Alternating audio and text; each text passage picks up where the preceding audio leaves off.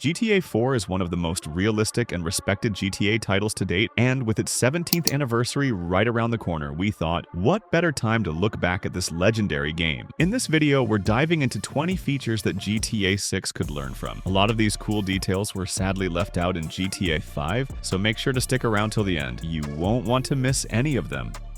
Let's kick things off with the driving experience in this game. And yeah, I know it's kind of controversial, but we have to talk about it. Unlike other GTA titles, GTA 4's driving is pretty realistic. A lot of people aren't fans of it because compared to GTA 5, it doesn't feel as smooth. But here's the thing. GTA 4's driving system had way more thought put into it than you'd expect. Every vehicle handles differently, so every time you hop into something new, it's a whole new vibe. And honestly, once you get used to GTA 4's driving, GTA 5 starts to feel a little off. If GTA 6 could bring in that smoothness from GTA 5 but mix it with the realism of GTA 4, that would be the perfect balance. I'd love that.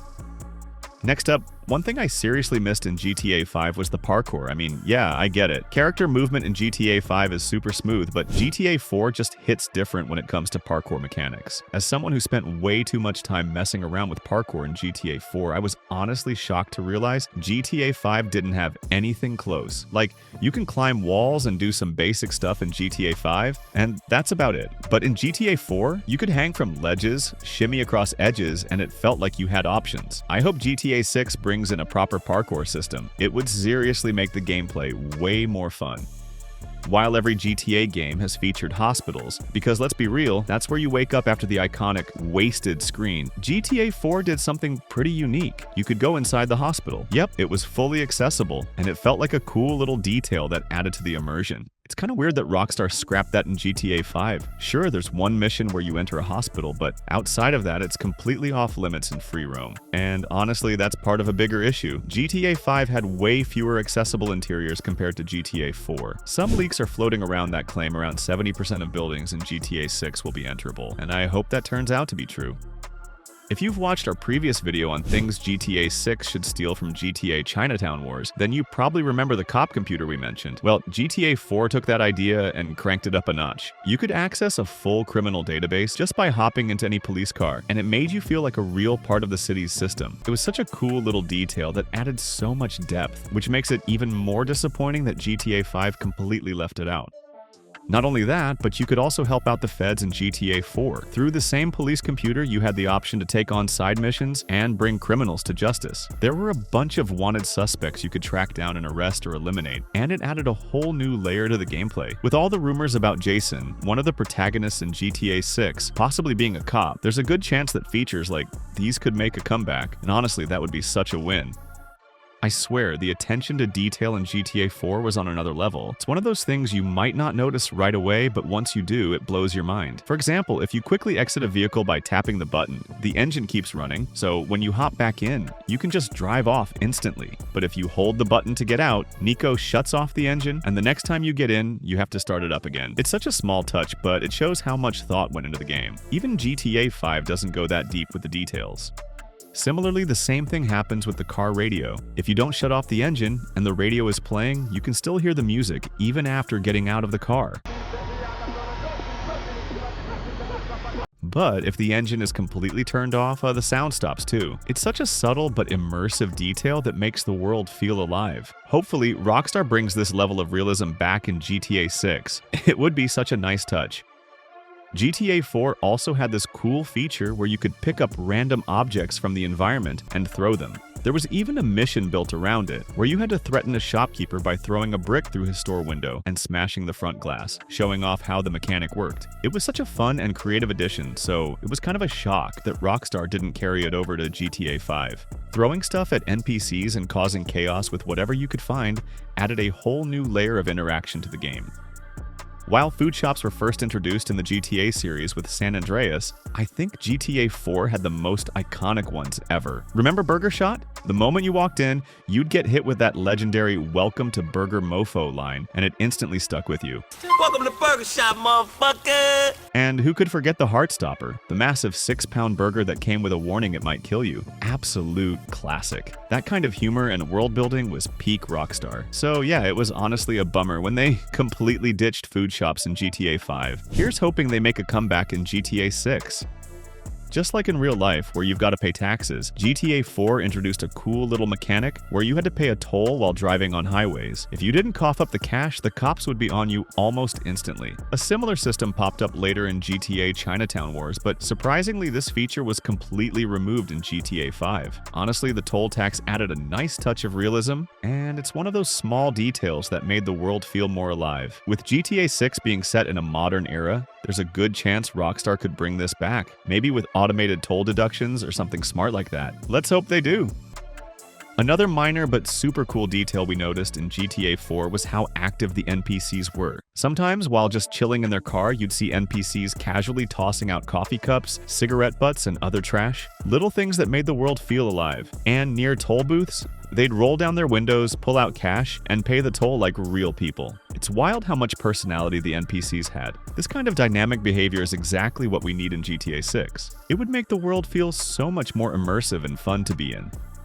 On to our next point, and this one's also tied to NPC behavior in a cool way. If you got into a proper fight with someone in GTA 4 and they pulled a gun on you, there was a sneaky little trick you could pull off. Instead of shooting them outright, you could aim for the hand holding the gun and they'd drop it instantly. No over-the-top drama, just a realistic reaction that made the combat feel way more grounded. Details like this might seem small, but they add so much to the experience. If Rockstar brings this kind of realism back in GTA 6, it's going to be a total game changer.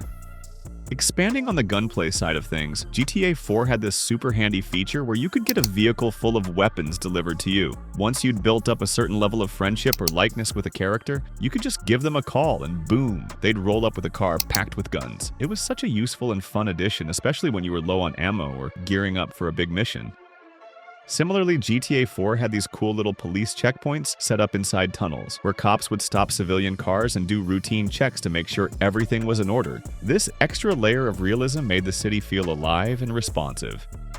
Now this one's a fun throwback. If you remember, GTA 4 had not one but two story DLCs, The Lost and Damned and The Ballad of Gay Tony, and both were an absolute blast. Calling this a feature might be a stretch, but it's still missing from GTA 5. Rockstar originally had plans for story DLCs for GTA 5 too, but those got scrapped in favor of pushing out more GTA Online content. Hopefully, with GTA 6, if there are any single-player expansions in the works, they follow through this time and don't let them get sidelined by the online mode.